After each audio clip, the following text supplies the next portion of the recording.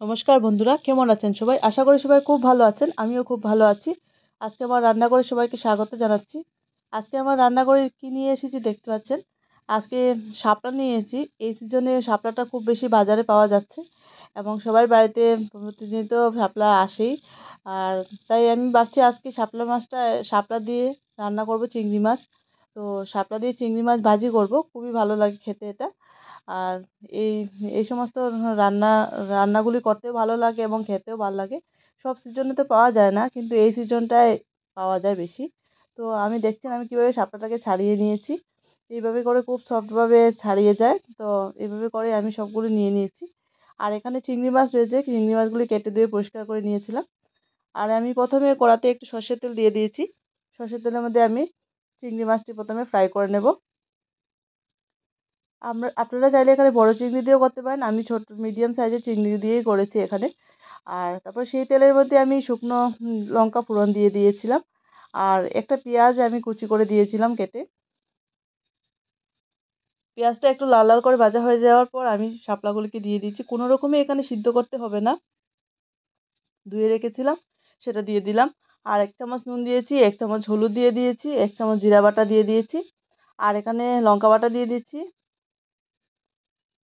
দিয়ে ভালো করে এটাকে মিশিয়ে নেব। দিয়ে একটু ঢাকা দিয়ে খানিকক্ষণ রান্না করে নেব। শাপলার নিজস্ব একটা জল থাকে এবং সেই জলেই শাপলাটা সিদ্ধ হয়ে যাবে। এক্সট্রা কোনো রকমের জল দিতে হবে না। দেখতে পাচ্ছেন কিছু সময় রাখার পর 10-15 মিনিটের মধ্যেই শাপলা নিজে থেকে জল ছাড়িয়ে দিচ্ছে এবং সেটা সেই জলেই সিদ্ধ হয়ে যাবে, খুব সফট হয়ে যাবে। আর কিছু সময় পর আমি সেখানে চিংড়ি মাছ এখানে যোগ করে দিচ্ছি। চিংড়ি মাছটা দিয়েও আমি কিছু সময় ঢাকা দিয়ে রান্না করে নিয়েছিলাম। আর দেখতে পাচ্ছেন এই যে রেডি হয়ে গেছে একদম আজকে আমার চিংড়ি মাছ দিয়ে শাপলা ভাজা। আর এটা খেতে জাস্ট অসাধারণ লাগে। গরম ভাতের সঙ্গে এরকম একটা রেসিপি থাকলে জাস্ট জমে যায়। এটা ভাতের সঙ্গে, রুটির সঙ্গে, পরোটার সঙ্গে সব কিছুর সঙ্গেই খুব বেশ ভালো মানায়। আর এরকম নতুন নতুন রেসিপি দেখতে হলে আমার চ্যানেলটাকে সাবস্ক্রাইব করে দেবেন, আমার পাশে থাকবেন। আর যদি আপনারা নতুন হয়ে থাকেন তাহলে আপনাদেরকে অসংখ্য ধন্যবাদ এই রেসিপিটা প্রথম থেকে দেখার জন্য। আর রেসিপিটা কেমন লাগছে অবশ্যই বলবেন। যদি ভালো লাগে থাকে অবশ্যই লাইক, শেয়ার, কমেন্ট করবেন। আর শাপলা ফুলের অন্য রেসিপিও আছে আমার চ্যানেলের মধ্যে। শাপলা ফুলের বড়া আছে, আপনারা চাইলে দেখে নিতে পারেন। খুবই টেস্টি হয় শাপলা ফুলের বড়া, এবং আমিষ এবং নিরামিষ দুটোটাই আছে।